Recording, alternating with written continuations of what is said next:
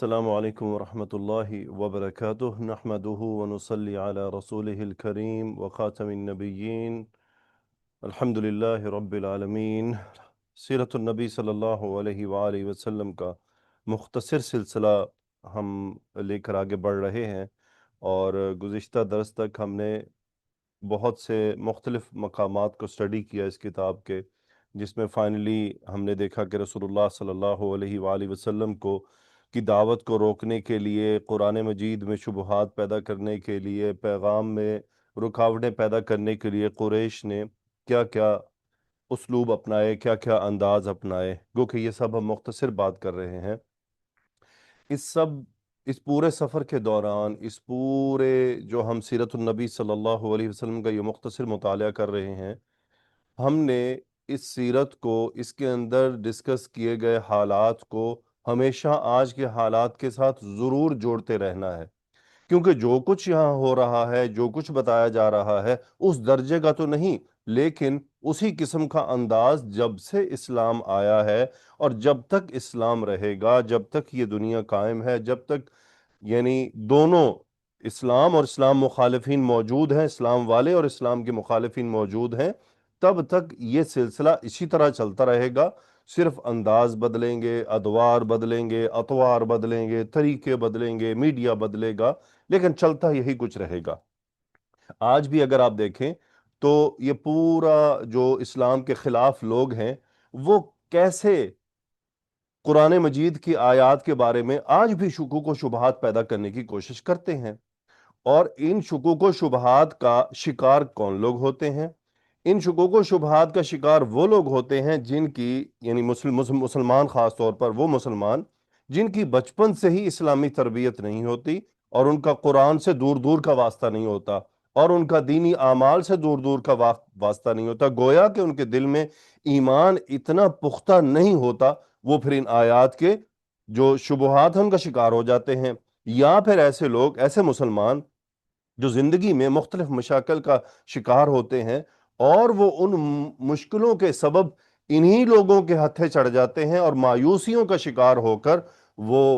اسلام اور قرآن مجید کے پھر انکار تک پہنچ جاتے ہیں۔ جیسا کہ ڈاکٹر اسرار رحمۃ اللہ علیہ، ان کی ایک میں بیان میں سن رہا تھا کہ انہوں نے کہا کہ اگر آپ کا نوجوان بچہ نماز نہیں پڑھتا تو پھر ذرا یہ پتا کرو کہ اس کے دل میں کہیں اللہ موجود بھی ہے یا نہیں، یا معاملہ ختم ہو چکا ہے۔ اب صاف ظاہر ہے کہ وہ اعلان تو نہیں کرے گا، بتائے گا تو نہیں، لیکن یہ تو اس کا عملی مظاہرہ ہو رہا ہے کہ اگر وہ اللہ پر ایمان اور یقین رکھتا ہے تو یہ کیسے ہو سکتا کہ وہ نماز نہیں پڑھ رہا۔ بہرحال یہ ڈاکٹر صاحب کی ایک بات ہے جو بڑی گہری سوچ رکھتی ہے اپنے اندر، بڑی یعنی ہمیں ایک تھاٹ پروسیس دے کر جاتی ہے کہ ہمیں سوچنا ہے بیٹھ کر کہ آخر ڈاکٹر صاحب یہ بات کیوں کر رہے ہیں۔ اب جب اسلام کے خلاف قریش اپنی پوری کوششیں کر رہے تھے، اور ایک طرف سے وہ رسول اللہ صلی اللہ علیہ وآلہ وسلم کی دعوت کو روکنے کی کوشش کر رہے تھے، اور آپ علیہ السلام کی طرف سے آپ کے چچا ابو طالب موجود تھے، اللہ تعالیٰ نے ان کے ذریعے آپ کی حفاظت کا بند باندھ رکھا تھا، لیکن جو لوگ مسلمان ہو رہے تھے، آپ صلی اللہ علیہ وآلہ وسلم پر ایمان لا رہے تھے، آپ کی دعوت پر لبیک کہہ رہے تھے، وہاں پر بھی یہ برابر کام جاری تھا۔ اب ہوا یہ کہ رسول اللہ صلی اللہ علیہ وآلہ وسلم پر تو وہ اپنی کوششیں ایک طرف سے جاری رکھے ہوئے تھے، اب لیکن چونکہ ایمان لانے والے جو لوگ تھے ان میں کمزور بھی تھے، ان میں طاقتور بھی تھے، ان میں بزرگ بھی تھے، ان میں نوجوان بھی تھے، اس میں غلام بھی تھے، اس میں آزاد بھی تھے،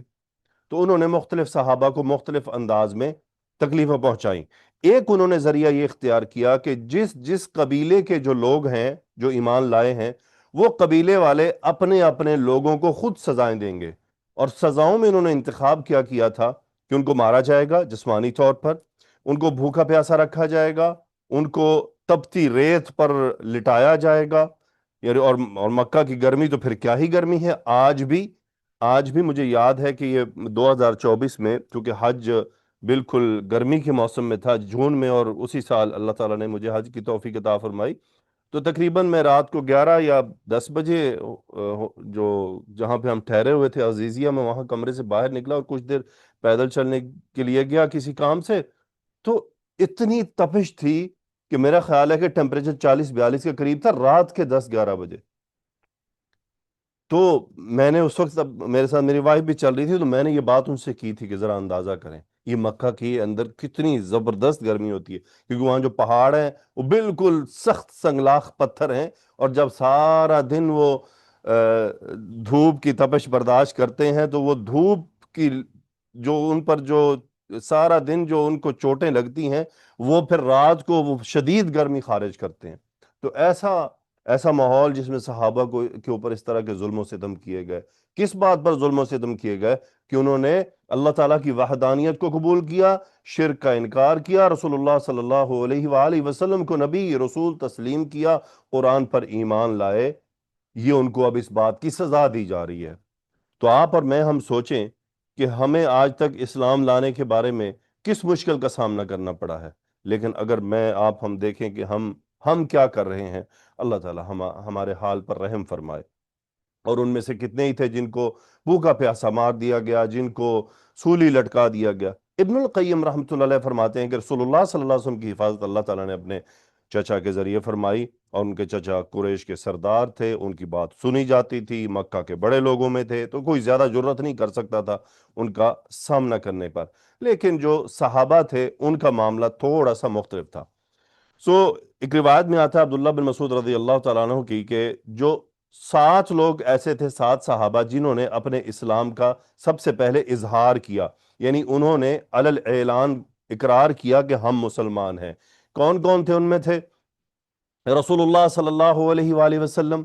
ابو بکر رضی اللہ تعالیٰ عنہ، عمار رضی اللہ تعالیٰ عنہ اور ان کی والدہ سمیہ رضی اللہ تعالیٰ عنہ، صہیب رضی اللہ تعالیٰ عنہ، بلال رضی اللہ تعالیٰ عنہ و مقداد رضی اللہ تعالیٰ عنہ۔ یہ 7 شخصیتیں تھیں بشمول رسول اللہ صلی اللہ علیہ وسلم، 6 صحابہ، جنہوں نے سب سے پہلے اپنے اسلام کا اعلان کیا کہ ہم مسلمان ہیں، ہم رسول اللہ صلی اللہ علیہ وسلم پر یعنی ایمان لانے والے ہیں، اللہ کی وحدانیت کو قبول کرنے والے ہیں۔ یہ 7 تھے۔ رسول اللہ صلی اللہ علیہ وسلم کو تو ان کے چچا ان کے ساتھ ان کی طرف سے ایک حفاظت کی دیوار بنے رہے، جبکہ ابو بکر رضی اللہ تعالیٰ عنہ وہ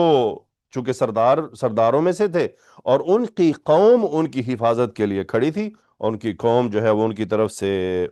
یعنی سیم ابو طالب والا جو کردار ہے وہ ادا کرنے کو تیار تھی۔ جبکہ جو باقی صحابہ ہے، عمار اور سمیہ اور صہیب اور بلال اور مقداد رضی اللہ عنہم اجمعین، ان کو مشرکوں نے پکڑ لیا، ان کو سزائیں دیں، ان کو مارا گیا، ان کو دھوپ میں لٹایا گیا، اور سب میں سے باقی تو کسی نہ کسی طرح کچھ نہ کچھ کر کے اپنی جان چھڑوا گئے کچھ نہ کچھ ذرائع سے۔ لیکن ایک بلال رضی اللہ تعالیٰ عنہ ہیں جنہوں نے قریش کی کوئی بھی بات نہیں مانی، اور انہوں نے اپنے نفس کو روند ڈالا، اور انہوں نے اعلان کر دیا کہ کرو مجھ پر جو ظلم کرنا ہے۔ بلال رضی اللہ تعالیٰ عنہ کی مثال سب سے الگ ہو گئی، کہ ان کو پھر انہوں نے گلیوں میں یعنی چلایا، ان کو ریت پر گرم ریت پر لٹایا، ان پر پتھر رکھے، اور ان کو کہتے رہے کہ تم جو ہے نا اللہ کی وحدانیت کا انکار کرو، رسول اللہ صلی اللہ علیہ وسلم کے خلاف کوئی بات کرو۔ لیکن آپ رضی اللہ تعالیٰ عنہ یعنی پہاڑ کی طرح، چٹان کی طرح ڈٹ گئے، اور بالکل ان کی باتوں میں نہ آئے۔ یعنی سبحان اللہ، کیا صبر تھا، کیا صبر تھا، اور احد احد کی پکار لگاتے رہے، حالانکہ بچوں سے شرارتیں بھی کروائی گئی ان کے ساتھ، لیکن بلال رضی اللہ تعالیٰ عنہ تمام قیامت تک آنے والے مسلمانوں کے لیے ایک مثال بن گئے کہ جب ڈٹنا ہو تو پھر ایسے ڈٹنا ہے۔ زید رضی اللہ تعالیٰ عنہ کیا فرماتے ہیں کہ اللہ کی قسم لقد رأیتنی وان عمر لموثقی علی الاسلام قبل ان یسلم عمر۔ عمر رضی اللہ تعالیٰ عنہ بھی ان لوگوں میں شامل تھے جو یعنی عمر رضی اللہ عنہ اسلام لانے سے قبل یعنی مسلمانوں کے خلاف جو لوگ اسلام لاتے تھے ان کے خلاف بڑے شدت سے آگے بڑھے ہوئے تھے۔ اور یہ زید رضی اللہ تعالیٰ عنہ اپنی بات کر رہے ہیں، سعید بن زید، کہ ان کو عمر رضی اللہ تعالیٰ عنہ نے ایمان لانے سے پہلے کیا کیا کہ ان کو بیڑیاں ڈال دی اور ان کو باندھ کر رکھا، اور عمر رضی اللہ تعالیٰ عنہ بھی ان لوگوں میں شامل تھے جو ایمان لانے والوں کو سزا دیا کرتے تھے اپنے قبیلے میں۔ اب آتی ہے بات خباب بن ارط رضی اللہ تعالیٰ عنہ کی، کہ ان کے جو جسم مبارک تھا ان پر یعنی ان کو جو مارا گیا، ان کو جو سزائیں دی گئیں، اس کے نشانات موجود تھے، اور وہ کہا کرتے تھے کہ ما اعلم احدا من اصحاب النبی صلی اللہ علیہ وسلم لقی من البلاء ما لقیتو، یعنی میں نہیں جانتا کہ نبی کریم صلی اللہ علیہ وسلم کے صحابہ میں سے جو صحابہ جن پر ظلم کیا گیا، کوئی ایسا ہوگا جو مجھ سے زیادہ مظلوم ہوگا، یعنی مجھے جو تکلیف پہنچی وہ کسی اور آدمی کو نہیں پہنچی۔ لقد كنت وما اجد درہما على عہد رسول اللہ صلی اللہ علیہ وسلم، اور یعنی میں ان میں سے تھا جس کے پاس ایک درہم بھی نہیں ہوتا تھا۔ آپ غور، ہم تھوڑی دیر ذرا بیٹھ کر سوچے تو صحیح، یہ صحابہ کرام رضوان اللہ علیہم اجمعین نے صرف یہ سب جو برداشت کیا اپنے لیے نہیں کیا تھا خالی، یہ وہ رسول اللہ صلی اللہ علیہ وسلم پر ایمان لانے کی جو ان کو سزا دی جا رہی تھی، اور انہوں نے رسول اللہ صلی اللہ علیہ وسلم کے ساتھ ڈٹ کر دکھایا کہ ہم آپ کے ساتھ کھڑے ہیں۔ اللہ کی وحدانیت کا انہوں نے اقرار نہ صرف کیا بلکہ اس کے مقابلے میں اپنے اوپر کی جانے والی سزاؤں کو بھی برداشت کیا۔ اب ہوتا کہ ایک واقعہ بیان کیا جاتا ہے کہ عمار بن یاسر رضی اللہ تعالیٰ عنہ کو مشرکوں نے پکڑ لیا اور انہیں یہ شرط لگائی کہ وہ رسول اللہ صلی اللہ علیہ وآلہ وسلم کے بارے میں برے الفاظ کہیں، اور ان کے جو خدا ہیں مشرکوں کے ان کے بارے میں اچھی بات کہیں، اچھا ذکر کریں، پھر وہ انہیں چھوڑیں گے۔ تو ایسا ہی ہوا کہ عمار رضی اللہ تعالیٰ عنہ کو اس مشکل مرحلے سے جان چھڑانے کے لیے یہ کہنا پڑا، انہوں نے جو کہنا تھا وہ کہہ دیا۔ جب وہ رسول اللہ صلی اللہ علیہ وسلم کے پاس یہ کہنے کے بعد تشریف لائے، انہوں نے عرض کی، آپ صلی اللہ علیہ وسلم نے فرمایا ما وراءک، یعنی کیا ہے تمہارے پیچھے، کیا معاملہ ہے، یعنی کیا ہوا ہے اصل میں، اصل بات یہ ہے کیا ہوا ہے، یعنی کیا ہوا ہے تمہارے ساتھ جو یہ تمہارا حال ہے۔ چونکہ عمار رضی اللہ تعالیٰ عنہ یہ سب کچھ کہنے کے بعد یقیناً کوئی بڑی خوش تو نہیں گئے تھے، وہ جو کہہ کر آئے تھے، جو ان سے کہلوایا گیا تھا، جو انہیں مجبور کیا گیا تھا، اس کے نفسیاتی اثرات ان پر ظاہر ہو رہے تھے، اور آپ علیہ الصلوۃ والسلام نے وہ پہچانے، ان کی پریشانی، ان کی جو اضطراب تھا وہ نظر آ گیا۔ تو صحابی جواب دیتے ہیں شر یا رسول اللہ، اے اللہ کے رسول صلی اللہ علیہ وسلم، بہت برا ہے جو مجھ سے ہو گیا ہے، یہ اس کا مفہوم ہے۔ ما ترکت حتی نلت منک وذکرت آلہتہم بخیر، ما ترکت یعنی میں نہیں چھوڑا گیا یہاں تک کہ آپ کے بارے میں مجھے یعنی میں نے برا کہا اور ان کے خداؤں کو میں نے اچھا کہا۔ آپ علیہ الصلوۃ والسلام نے فرمایا کیف تجد قلبک، تم اپنے دل کی بات بتاؤ، اسے کیسا پاتے ہو، یعنی تم منہ سے تو جو کہہ آئے ہو اس کو چھوڑو، تم یہ بتاؤ تمہارے دل میں کیا ہے۔ قال مطمئن بالایمان، عمار رضی اللہ تعالیٰ عنہ جواب دیتے ہیں کہ ایمان پر پورا اطمینان ہے، یعنی ایمان کے معاملے میں کوئی گڑبڑ نہیں ہے، ایمان پر میں ڈٹا ہوا ہوں، بس منہ سے ہی یہ نکل گیا ہے۔ فقال رسول اللہ صلی اللہ علیہ وآلہ وسلم ان عادوا فعد، یعنی اگر وہ تمہارے ساتھ دوبارہ یہ سلوک کریں تو تم دوبارہ ایسا کر دینا، یعنی آپ علیہ الصلوۃ والسلام نے اجازت دے دی کہ اگر تم سے دوبارہ یہ کروایا جائے، تمہیں دوبارہ سزا دی جائے، تمہیں دوبارہ مجبور کیا جائے کہ تم میرے بارے میں کوئی بات کہو، تم ان کے خداؤں کو اچھا کہو، تو تم یہ کہہ دینا، لیکن اس کے ساتھ شرط یہ ہے کہ دل جو ہے وہ ایمان پر مطمئن ہو۔ یہی وہ واقعہ ہے جس کے بارے میں آیات نازل ہوئیں، اور وہ آیات کیا ہے؟ من کفر باللہ من بعد ایمانہ الا من اکرہ وقلبہ مطمئن بالایمان ولکن من شرح بالکفر صدرا فعلیہم غضب من اللہ ولہم عذاب عظیم۔ تو یہاں پر یہ من کفر باللہ یعنی جس نے ایمان لانے کے بعد اللہ کا انکار کیا، سوائے اس کے کہ اسے مجبور کیا گیا اور اس کا دل مطمئن ہے ایمان پر لیکن اسے مجبور کر دیا گیا ہے، اس کے بارے میں یہ بات ہے۔ لیکن جو یہ جان بوجھ کر کرے گا، یعنی اس نے شرح صدر سے انکار کر دیا اور کفر کر دیا اور اعلان کر دیا، تو پھر اللہ کی طرف سے اس کے لیے ناراضگی اور بڑا عذاب موجود ہے۔ اس واقعہ سے جو سبق ملتا ہے، حافظ ابن رجب رحمۃ اللہ علیہ فرماتے ہیں کہ یہاں پر جو مجبور کیا گیا اس سے پھر ایک پرمیشن ملتی ہے کہ یعنی اگر کسی آدمی کو مجبور کیا جائے کہ وہ ان کے خداؤں کی تعریف کرے اور نعوذ باللہ رسول اللہ صلی اللہ علیہ وسلم یا اللہ کے بارے میں کوئی بات کرے، لیکن اس کا دل ایمان پر مطمئن ہو اور اسے مجبور کیا جا رہا ہے، تو وہ اپنی جان چھڑوانے کے لیے اگر ایسا کہہ لیتا ہے تو اس پر کوئی گناہ نہیں، کیونکہ اس پر اللہ تعالیٰ کی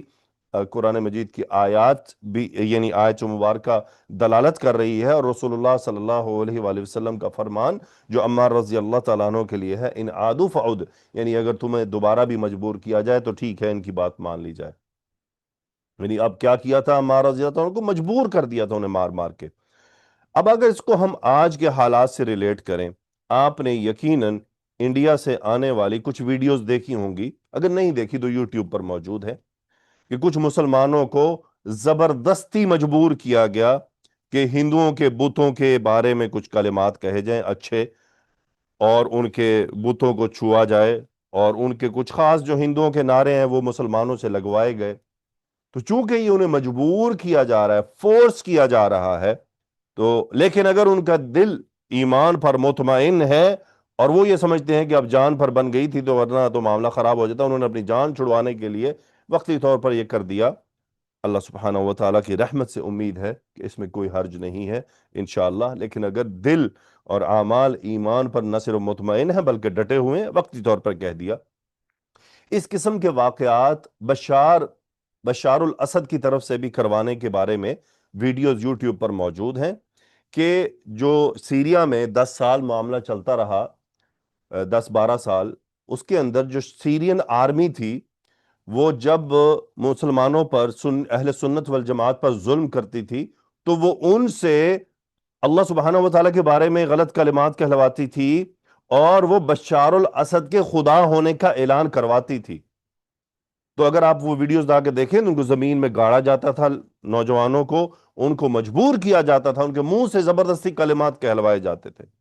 اگر آپ کچھ عرصہ پہلے کی ویڈیو دیکھیں، سوڈان میں ہی چند ماہ پہلے کی بات ہے، ایک نوجوان کو باندھ لیا، اس کو مارنے تک آ گئے، اس کی جان کے یعنی لالے پڑ گئے، لیکن اس سے کلمہ کفر نہیں نکلا، وہ ہمت کر کے ڈٹا رہا۔ یہ پھر ہر آدمی کی اپنی چوائس ہے کہ وہ اللہ کی راہ میں اپنی جان قربان کرنا چاہتا ہے، یا وہ تھوڑی دیر کے لیے اپنی جان چھڑوانا چاہتا ہے لیکن ایمان پر رہنا چاہتا ہے۔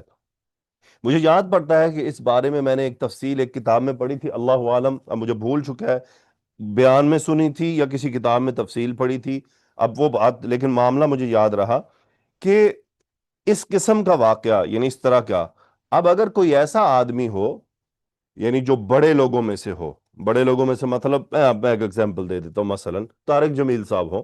مثلا مفتی تقی عثمانی صاحب ہوں، یا اس قسم کے بڑے لوگ، یا جیسے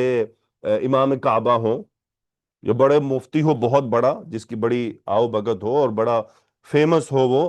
اگر ایسی شخصیت کو اس صورتحال کا سامنا کرنا پڑے تو اس کتاب اور ان عالم نے یہ لکھا ہوا تھا کہ پھر اس کے لیے یہ جائز نہیں، یہ مناسب نہیں کہ وہ یہ والا راستہ اختیار کرے، بلکہ وہ اپنی جان قربان کر دے اور وہ انہیں کہے کہ تم جو میرے ساتھ کر سکتے ہو کر لو، میں اپنی بات پر ڈٹا ہوا ہوں۔ اس کے اندر ان عالم صاحب نے بہت سی حکمتیں لکھی تھی، کیونکہ انہوں نے کہا کہ ایسے لوگ وہ ہوتے ہیں جن کی فالوورشپ ہوتی ہے، جب فالوورشپ کا معاملہ ہو تو پھر اپنی جان قربان کر دی جائے اور ایک مثال بن کر دکھایا جائے، پھر ڈٹ جایا جائے، دیکھی جائے گی۔ پھر ڈٹنا ہوتا ہے جب ایمان یعنی جب دوسروں کے لیے مثال بننا ہو، اور ایک آدمی ہے مطلب غیر معروف ہے، اس کے اس طرح کرنے سے کوئی امپیکٹ نہیں پڑتا، بس صرف اس کی اپنی جان بچ جائے گی تو ٹھیک ہے، اس میں کوئی حرج نہیں ہے۔ اور جنہوں نے اپنی جانیں قربان کی ان کی مثالیں موجود ہیں، جیسا کہ سورہ بروج کا جو واقعہ ہے، اس میں بھی ایک بچہ تھا نا، اس نے کھلے میدان میں کہا ٹھیک ہے مارو مجھے، اب حالانکہ وہ اپنی جان ہتھیلی پر رکھ چکا تھا۔ اب وہ جو فرعون پر ایمان لانے والے جادوگر تھے، وہ بھی پورے جادوگروں کے سامنے، پورے فرعون کے سامنے وہ ڈٹ گئے کہ ٹھیک ہے ہم اپنے ایمان پر ڈٹے ہوئے ہیں، کیونکہ یہاں پر ایمان پر ڈٹنے کے سبب بہت سے لوگوں کو ایمان ملنا تھا، جیسا کہ وہ سورہ بروج کا جو واقعہ ہے۔ اب وہاں وہ بچے نے جب اپنے آپ کو پیش کیا اور اللہ تعالیٰ پر ایمان کی بات کیا اور وہ شہید کر دیا گیا اور بعد میں پورا مجمع اسلام لے آیا، تو پھر ایسی صورتحال میں ڈٹنا ہوتا ہے۔ بہرحال یہ جو اس میں چند علماء کے باتیں تھیں وہ میں نے آپ کے ساتھ شیئر کی۔ اس کے بعد خباب بن ارت رضی اللہ تعالیٰ عنہ کا ایک واقعہ ہے کہ انہوں نے صحابہ میں سے، یعنی اگر آپ روایات پڑھیں تو ایک خباب بن ارت رضی اللہ تعالیٰ عنہ کا واقعہ ملتا ہے کہ وہ رسول اللہ صلی اللہ علیہ وسلم کے دربار میں حاضر ہوئے، انہوں نے یعنی اپنی طرف سے اپنے جو ظلم و ستم ہو رہا تھا اس کے حالات کو پیش کیا۔ وہ کیا واقعہ ہے؟ جب عذاب مسلمانوں پر بڑھ جاتا ہے اور صحابہ پر ظلم کیا جا رہا ہے تو خباب رضی اللہ تعالیٰ عنہ رسول اللہ صلی اللہ علیہ وسلم کی خدمت میں حاضر ہوتے ہیں کہ آپ علیہ الصلوۃ والسلام دعا کریں کہ یہ جو ظلم و ستم ہے یہ ہٹ جائے۔ تو روایت میں آتا ہے صحیح بخاری کی کہ خباب بن ارت رضی اللہ تعالیٰ عنہ فرماتے ہیں کہ شکونا الی رسول اللہ صلی اللہ علیہ وسلم وهو متوسد बुरदतन लहू फी ज़िल्लिल काबती कुलना लहू। कहते हैं कि मैं रसूलुल्लाह से खिदमत में हाजिर किया और शिकायत शिकायत यानी अर्ज़ की, जो मसला था। और आप अलैहिस्सलातु वस्सलाम तकिए के साथ टेक लगाए हुए, चादर को लिए हुए, काबा के साए में तशरीफ़ फरमा थे। हमने उनसे अर्ज़ की, अला तस्तंसिरु लना, यानी आप हमारे लिए अल्लाह ताला से मदद तलब नहीं करेंगे। अला तदउल्लाह लना, कि आप अल्लाह ताला से हमारे लिए दुआ नहीं करेंगे। फ़क़ाल रसूलुल्लाह सल्लल्लाहु अलैहि वसल्लम, आप अलैहिस्सलातु वस्सलाम ने फरमाया। देखिए सहाबी, अब ये है, अब सहाबी यहाँ पर आकर अपने ऊपर जो जुल्म हो रहे हैं और अपने साथ जो वाकयात पेश आ रहे हैं, उनकी दबाव की निस्बत आकर उन्होंने अपने मसले का इजहार किया। अब रसूलुल्लाह सल्लल्लाहु अलैहि वसल्लम का जवाब सुनिए। आप अलैहिस्सलातु वस्सलाम ने फरमाया, कान अर्रजुलु फी मन क़ब्लकुम युहफ़रु लहू फ़िल अर्दि फ़युजअलु फ़ीही फ़युजाअु बिल मिनशारि फ़यूदअु अला रअसिही फ़युशक्कु इथनतैनि वमा यसुद्दुहु ज़ालिका अन दीनिही। यानी तुमसे पहली कौमों में कोई आदमी हुआ, यानी तो किसी कोई भी आदमी, तो उसे क्या उसके साथ क्या किया जाता था? उसे जमीन में गाड़ दिया जाता था। उसे यानी जमीन में गड्ढा खोदा जाता था, उसे उसमें गाड़ा जाता था, और फिर एक आरा लाया जाता था। उस आरे के जरिए उसके सर को, यानी उसके सर से रखा जाता था और उसे आधा आधा कर दिया जाता था, और ये चीज उसको उसके दीन से हटा नहीं पाती थी। यानी मकसद क्या था इस बात का मकसद था कि जब दीन पर डटना हो और उसके लिए आप पर जुल्म सितम किया जा रहा है, तो फिर सब्र का दामन थाम कर रखना है। आपसे पहले ऐसे ऐसे ऐसे जुल्म हुए हैं, यानी बड़ा जुल्म दिखाया, ताकि सहाबी अपने ऊपर जो जुल्म हुआ है उसको भूल जाए। यानी आप अगर कोई आपको आकर कहे जी मुझे शहद की मक्खी ने डस लिया है, तो आप उसको कहेंगे फलां आदमी को तो सांप ने डस लिया था या बिच्छू ने डस लिया था। तो यकीनन अब ये जो शहद की मक्खी वाला है, ये अपना थोड़ा सा जो दुख है उसको हल्का लगेगा, कभी उधर तो मामला ही बढ़ गया। तो ये रसूलुल्लाह सल्लल्लाहु अलैहि वसल्लम की नहीं, आप हकीम थे ना, हिकमत से बात करते थे। आप अलैहिस्सलातु वस्सलाम ने सहाबी को एक बड़ा मसला पेश कर दिया, यानी अभी इतना तो तुम्हारे साथ हुआ नहीं, तो हौसला रखो, सब्र करो, परेशान ना हो। वो लोग जिनके साथ ये कुछ हुआ वो दीन पर डटे रहे, इसलिए आप भी हौसला रखें। इसीलिए आपने एक और बात भी बयान फरमा दी, वयुमशतु बिअमशातिल हदीद मा दून लहमिही मिन अज़मिन औ असबिन वमा यसुद्दुहु ज़ालिका अन दीनिही। यानी लोहे की जो, जैसे कंघी कह लीजिए, कि वो लोहे की इस तरह जो चीजें होती हैं, उनके जरिए जिस्म से गोश्त को और जो हमारे पट्टे हैं उनको उधेड़ दिया जाता था, तो हड्डियां ही बच जाती थी। लेकिन वो ये चीज उनको दीन से नहीं रोकती थी। अल्लाह ताला के नबी सल्लल्लाहु अलैहि वसल्लम फिर कसम उठाकर फरमाया, वल्लाहि लयुतिम्मन्न हादल अम्रा, अल्लाह ताला इस मामले को, यानी इस दीन को गालिब करके रहेगा। यानी ये दीन गालिब आएगा, परेशान ना हो, हौसला रखो।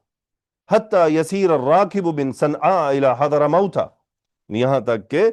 जान सफर करने वाला सनआ से हदरमौत तक सफर करेगा, नहीं उसे कोई खौफ नहीं होगा। ला यखाफु इल्लल्लाह, अल्लाह के सिवा उसे किसी बात का खौफ नहीं होगा। अव ज़िअब अला गनमिही, यानी ये या तो फिर ये खौफ होगा कि उसके उसके जो रेवड़ है उसको कोई भेड़िया नुकसान दे, बस यही होगा। वलाकिन्नकुम तस्तअजिलून, लेकिन तुम जरा जल्दी कर रहे हो, सब्र करो। यानी हमें एक पैगाम था, सब्र करो, परेशान ना हो, तुमसे पहले लोगों के साथ बहुत कुछ हुआ है। सो यहां पर हाफिज इब्न रजब जो है वो अपनी किताब में, या हाफिज ये मेरे ख्याल है वो है अल अस्कलानी, वो अपनी किताब में अल फथुल बारी में क्या कहते हैं कि खब्बाब रजी अल्लाह ताला अन्हु ने अल्लाह ताला के नबी सल्लल्लाहु अलैहि वसल्लम से कुफार के खिलाफ दुआ की दरखास्त की। ये इस बात पर दलालत कर रही है कि अन्नहुम कानू कद इअतदौ अलैहिम बिल अज़ा ज़ुल्मन व उदवाना, कि उन सहाबी पर जुल्म और दुश्मनी की वजह से बहुत ज्यादती हो चुकी थी उन सहाबा पर। अब ये हो गया था कि सहाबी का यहां पर सब्र लबरेज हो गया। अब आप सोच सकते हैं, थोड़ी देर को हम सोचें कि रसूलुल्लाह सल्लल्लाहु अलैहि वसल्लम ने अपने प्यारे सहाबा पर जुल्म होते देखकर कुरैश के बारे में बद्दुआ क्यों नहीं की? थोड़ी देर को हम सोचें ना बैठकर, इतना जुल्म हो रहा है, इतनी ज्यादती हो रही थी, रसूलुल्लाह सल्लल्लाहु अलैहि वसल्लम अपने सहाबा से मोहब्बत करने वाला थे सल्लल्लाहु अलैहि वसल्लम, लेकिन आपने बद्दुआ नहीं की, क्योंकि अल्लाह ताला ने अभी आपको बद्दुआ से भी रोका हुआ था। क्यों रोका हुआ था? क्योंकि ये वो कुरैश थे ابھی جن میں سے اکثریت نے ایمان لانا تھا، ابھی اللہ تعالیٰ کی حکمت نے اور بہت کچھ دکھانا تھا مسلمانوں کو. تو پھر یہی ہوا نا کہ وہ جو قریش تھے جو یہ ظلم کرنے والے تھے، ان میں عمر رضی اللہ تعالیٰ عنہ بھی تھے. دیکھا نا، پھر عمر رضی اللہ عنہ ایمان لے آئے، خالد بن ولید رضی اللہ تعالیٰ عنہ ایمان لے آئے، اور ایسے بہت سے صحابہ تھے جو ایمان لے آئے. تو آپ علیہ الصلوۃ والسلام اسی وقت بد دعا کر دیتے اگر ان کے خلاف، تو معاملہ تو نمٹ جاتا وہیں پر. تو کیا خیال ہے، جب نبی اپنی قوم کے خلاف بد دعا کرے گا تو پھر اللہ تعالیٰ دعا رد تو نہیں کرے گا؟ لیکن رسول اللہ صلی اللہ علیہ وآلہ وسلم کی سیرت مبارکہ میں یہ ملتا ہے کہ آپ نے اپنی قوم کے خلاف بد دعا نہیں کی، بلکہ ان کے لیے ہدایت کی دعائیں کی. حتیٰ کہ طائف میں ہوتے ہوئے ظلم پر بھی آپ نے ہدایت کی دعا کی. بہت کم مواقع آئے ہیں کہ جب حالات، اور جب بھی نبی اپنی قوم کے خلاف بد دعا کرتے ہیں تو وہ تب کرتے ہیں جب بالکل اینڈ ہو جائے. جیسا کہ نوح علیہ السلام کی دعا موجود ہے کہ جب انہوں نے تمام دعوت کے حربے اپنا لیے اور دیکھ لیا کہ یہ قوم سدھرنے والی نہیں بلکہ یہ تو آنے والی نسلوں کو بھی تباہ کرنے والی ہے، تو پھر نوح علیہ السلام نے جا کر بد دعا کی. تو انبیاء اتنی جلدی بد دعا نہیں کرتے اپنی قوم اور اپنی امت کے بارے میں. تو یہاں آپ علیہ الصلوۃ والسلام نے اپنے پیارے صحابی کو ہی صبر کی تلقین کی، وَلَٰكِنَّكُمْ تَسْتَعْجِلُونَ، ذرا تم تھوڑی جلدی کر رہے ہو، صبر کرو. یقیناً یہ سارے صبر پر اللہ تعالیٰ کی طرف سے بہت اجر ملنے والا تھا. اب یہاں غزالی رحمۃ اللہ علیہ کے جو تشریح ہے اس مسئلے میں، وہ شیخ حفظہ اللہ نے اپنی کتاب میں لکھی ہے، اور بہت ہی خوبصورت یہ تشریح ہے. یعنی اب دیکھیں، آج بھی اگر کوئی عام مسلمان ارد گرد کے حالات سے تنگ اور مسلمانوں پر ہوتا ہوا ظلم اور یہ فلسطین کے معاملات اور غزہ کے معاملات کو لے کر جب وہ کسی عالم دین کے سامنے جا کر مطلب اس طرح کی اظہار کرتا ہے کہ جس سے مایوسی جو ہے وہ ظاہر ہو، تو اب اس عالمی دین کا کیا کام ہوتا ہے؟ اور الحمدللہ علماء دین یہی کام کرتے ہیں.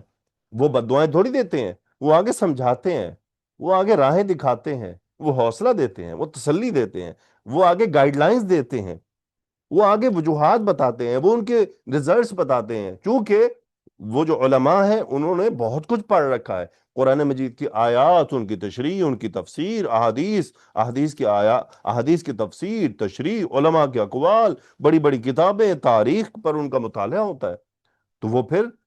ان کی بات میں دیکھیں، ایک علم والے کی بات میں اور ایک عامی کی بات میں بڑا فرق ہوتا ہے. عامی جذباتی ہو کر آتا ہے، علم والا مختلف انداز میں آتا ہے، وہ سمجھاتا ہے، تسلی دیتا ہے، وہ طریقے بتاتا ہے اس کو ڈیل کرنے کے، جذباتی نعرے نہیں لگاتا. اب دیکھیں رسول اللہ صلی اللہ علیہ وسلم نے کون سی بد دعا کی؟ کوئی بد دعا نہیں کی، بلکہ آپ نے ان صحابی کو اگلی باتیں بتا دی کہ دیکھو اس سے پہلے یہ کچھ ہوتا رہا ہے. شیخ غزالی فرماتے ہیں کہ رسول اللہ صلی اللہ علیہ وآلہ وسلم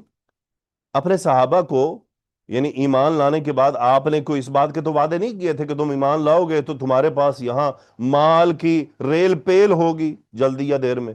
آپ نے کوئی ایسا وعدہ نہیں کیا تھا.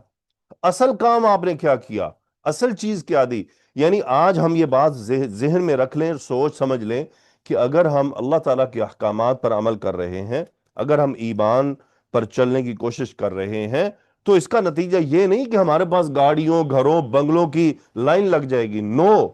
یہ دین کی یعنی دین کا جو دین پر چلنے کا یہ رزلٹ نہیں ہے، یہ اور معاملہ ہے. یہی اسی بات کی نشاندہی غزالی رحمۃ اللہ علیہ نے کی. وہ کیا فرماتے ہیں کہ اصل کام رسول اللہ صلی اللہ علیہ وسلم نے کیا کیا تھا؟ وہ یہ تھا کہ انہو ازاح الغشاوۃ عن الاعین، یعنی آپ علیہ الصلوۃ والسلام نے آنکھوں پر جو بڑے پردے تھے ان کو ہٹایا اور حق دکھایا. وہ حق جو بڑے زمانے سے چھپا ہوا تھا، وہ پردے میں تھا، اس حق کو ظاہر کیا. اللہ تعالیٰ نے کہ نبی صلی اللہ علیہ وسلم نے دلوں سے زنگ کو ہٹایا تاکہ یقین جو جاہلیت کے اثرات کی وجہ سے چھپ چکا ہے وہ سامنے آ جائے، اور بشریت کو اللہ تعالیٰ سے جوڑا، ان کے رب سے ان کا رابطہ قائم کیا. اس سے بڑھ کے اور کیا تھا؟ یعنی صحابہ کا جاہلیت سے نکل آنا اور اپنے حقیقی رب کے ساتھ جڑ جانا، یہ اصل غنیمت ہے. مال و دولت یہ مال و دولت سب کچھ نہیں ہے، آسائشیں سب کچھ نہیں ہے. اگر ہمارا تعلق اللہ سے جڑ گیا ہے تو اس سے بڑی نعمت ہی کوئی نہیں ہے، اس سے بڑا اور کوئی انعام نہیں ہے. آج ہم نمازیں شاید اس لیے پڑھتے ہیں کہ ہمارے دنیاوی معاملات اچھے ہو جائیں، نہیں، ہمارا تعلق رب سے کنیکٹ رہے. کیا فرمانے فربطہم بنسبہم من العریق وسببہم الوثیق وکانوا قبل ذلك حیار محصورین، یعنی رسول اللہ صلی اللہ علیہ وسلم نے ان کو جو ان کا نسبی عربی تعلق تھا اس سے الگ کیا، اور ان کا جو آپس میں تعلق قائم کیا وہ اللہ کی بنیاد پر کیا، اور ان لوگوں کو بقا اور فنا اس کا ان کے سامنے واضح کیا کہ فنا ہے، بقا نہیں ہے، اور انہیں بتایا کہ جو آخرت کا گھر ہے اس کو فوقیت دینی ہے اس زائل ہونے والے گھر پر جو دنیا کا ہے۔ انہیں حقیر بتوں سے دور کیا اور عظیم رب کے ساتھ جوڑا، ان کی توجہ آسمانوں اور زمین کے پیدا کرنے والے کی طرف کی۔ اللہ تعالیٰ نے رسول اللہ صلی اللہ علیہ وسلم اللہ تعالیٰ نے رسول اللہ صلی اللہ علیہ وسلم کے ذریعے ان صحابہ کے دلوں پر جو زنگ لگ چکے تھے ان کو دور کیا۔ تو آپ علیہ الصلوۃ والسلام یعنی ان پر ایمان لانے کا مطلب یہ تو نہیں تھا کہ سونا اتر پڑے گا آسمان سے، گھر بڑے بڑے مل جائیں گے، یہ ساری جناب یہ جو کفار قریش ہیں آ کر سلامیاں پیش کریں گے، نہیں، یہ نہیں تھا۔ لیکن یہ ہے کہ اس میں آپ علیہ الصلوۃ والسلام نے صحابہ کو اب یہ جو آخری میسج تھا، واللہ لیتمن ھذا الامر، یعنی اللہ کی قسم اللہ یہ معاملہ پورا کر کر رہے گا، یہ اعلان تھا کہ آنے والے دنوں میں یہ اسلام پھیلے گا، اسلام کامیاب ہوگا، اسلام برتری لے گا، اسلام فوقیت لے گا، اسلام پھیل جائے گا، اور یہ تمام جو طاغی یہ جو سلطنتیں ہیں یہ تمام کی تمام ختم ہو جائیں گی، مشرق اور مغرب میں اسلام کا ڈنکا بجے گا۔ اس بات کا اعلان کر دی کہ یہ ہو کر رہے گا، لیکن صبر کے ساتھ، حکمت کے ساتھ، اپنی اصلاح کے ساتھ۔ ہمارا اجتماعی مسئلہ یہ بن چکا کہ ہم تقریر، بحث مباحثہ میں بہت زیادہ کھبے ہوئے ہیں، جبکہ اللہ تعالیٰ کے احکامات کو ماننے کی طرف توجہ کم ہے۔ من حیث القوم معاملات بہت خراب ہیں۔ آج اب کیا ہم بات کریں، یہ بھی کل 14 فروری تھا، وہ ایک میں نے ویڈیو دیکھی پاکستان میں جناب روڈوں کے اوپر رات کے وقت پھولوں کی دکانیں سجی ہوئی ہیں اور ویلنٹائن ڈے کے لیے معاملات ہو رہے ہیں۔ اب بتائیے ایسی قوم کیا اسلام کی خدمت کرے گی اور کیا دجال سے لڑے گی اور کیا معاملات درست ہوں گے؟ یعنی ہمیں سب سے پہلے تو اپنی اصلاح کرنی ہے۔ اللہ سبحانہ و تعالی ہمیں اپنی اصلاح کی توفیق عطا فرمائے، رسول اللہ صلی اللہ علیہ وسلم کی اس سیرت سے ہمیں سیکھنے کی توفیق عطا فرمائے، ہمیں صبر کی توفیق عطا فرمائے، اور اللہ سبحانہ و تعالی ہم پر احسان فرمائے کہ ہم درست راہ پر قائم رہیں۔ اللہ تعالی ہمیں توبہ کی توفیق عطا فرمائے، اللہ سبحانہ و تعالی ہمیں آنے والے رمضان میں اچھے سے روزے رکھنے اور عبادت کرنے کی توفیق عطا فرمائے، اور اپنے تعلق کو اللہ سبحانہ و تعالی سے، قرآن سے، اسلام سے، رسول اللہ کی سیرت سے جوڑنے کی توفیق عطا فرمائے۔ سبحانک اللہم و بحمدک، اشہد ان لا الہ الا انت، استغفرک و اتوب الیک۔ اللہم صلی وسلم علی نبینا محمد، آمین یا رب العالمین۔ السلام علیکم ورحمۃ اللہ وبرکاتہ۔